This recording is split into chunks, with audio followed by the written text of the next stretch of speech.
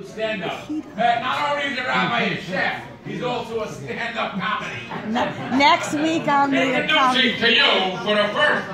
Next week he'll be on the last comic standing. Where's the kosher guru? Is that what his name is? That's just an improv, yeah. Hashtag. I'll give you my hat, don't worry. Now, most of the comedians start off, they start making fun of the people sitting in the right front row. You with the tie.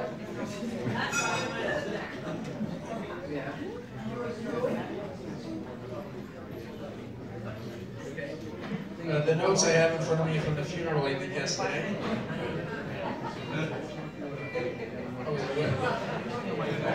There are similarities. People are crying at the window. On a serious note, ladies and gentlemen, there's about 10 minutes left, so I'm going to be very brief. I'm going to be about 6 minutes. First and foremost, I'd like to say a few thank yous. I'd like to thank the Wartsky family, who's our host this evening.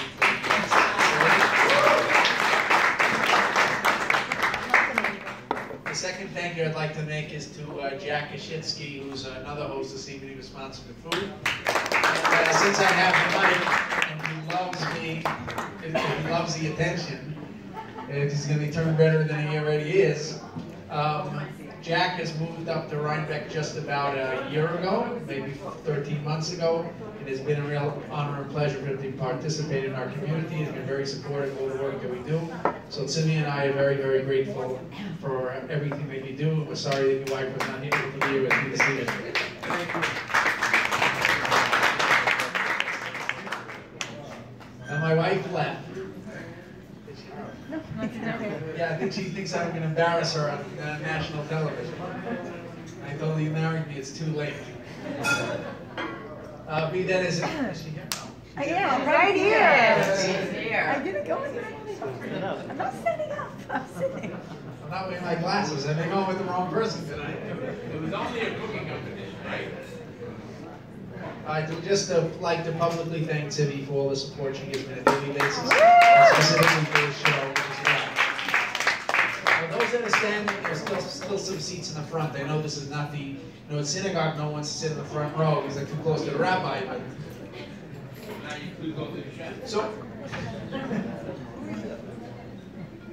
when the opportunity arose,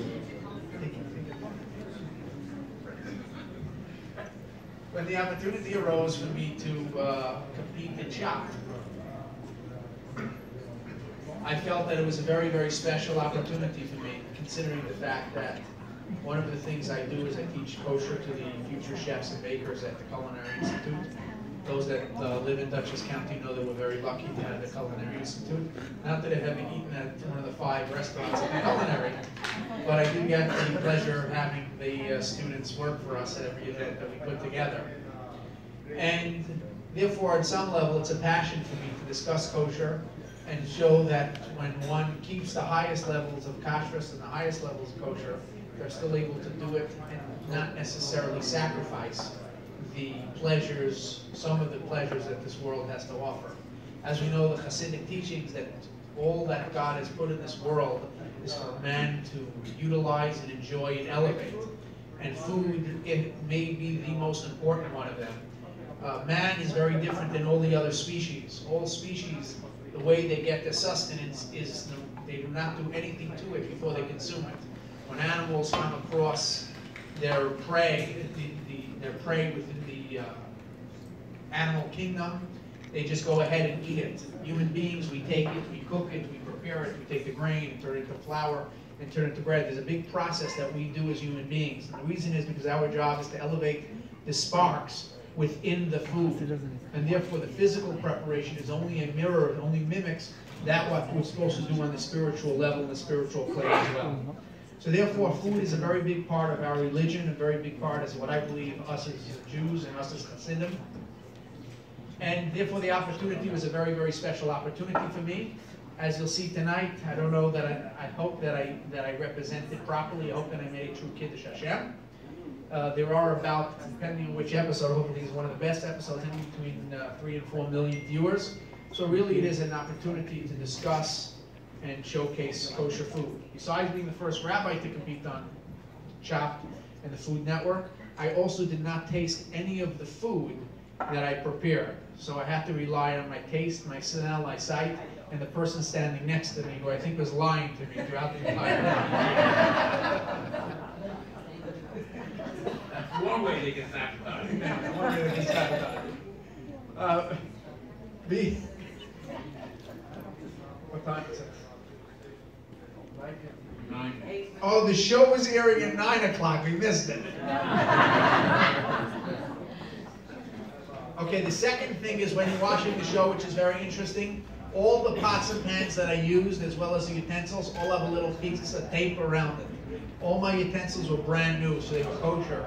When it comes to kosher laws, we know besides for the ingredients being kosher, the actual preparation is part of that being kosher. What can you taste? He didn't want to eat his own cooking. I didn't taste it. It has nothing to do with kosher. Honestly, I won't. Who trusts the rabbi to cook? No, on a serious note is that even in theory, from the base law, maybe I could have tasted certain things, but I felt that I was there showcasing kosher. Kosher goes beyond just food and ingredients, but it's the whole kitchen and presentation as well. But the network was very, very accommodating to me. You'll see from the new pots and pans that I use, the new dishes, as well as all the other details. I think that at least at the time, it's all the editing. But at the time, they seemed very interested and very excited to listen and hear. Sorry? Listen, just because I get knocked out in the first round. My cousin does what he says, you would never throw a party if you got knocked out in the first round. Please. For me to throw away 10 seconds of attention, you got the wrong picture. Okay, with that, if anybody has any questions, I'm happy to answer it. Otherwise, I thank you all for coming and participating and joining me.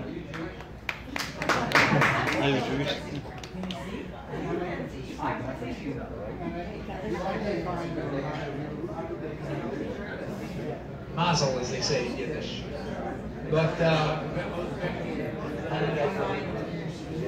the way it works is if you were a contestant in the past, they send you an email that says, would you like to nominate someone to be on the show? So someone that was on the show prior, they got an email that they're looking for clergy members.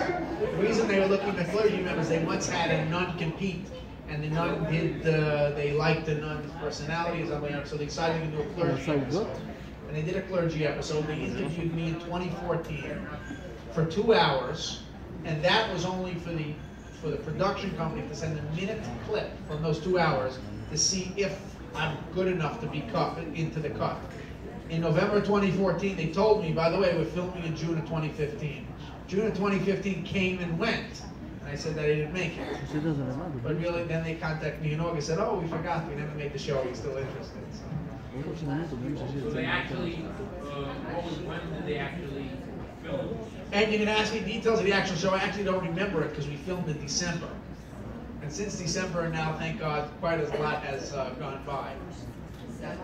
So the ingredients you had was special kosher for you? I can't tell you the ingredients of the basket yet. You'll have to watch. No, but I'm saying, But were the they utensils, kosher? all the utensils were, yes.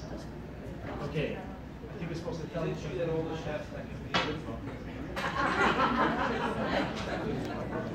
Isn't there a French saying, you need wine when you cook and not to put in the food? Oh, yeah.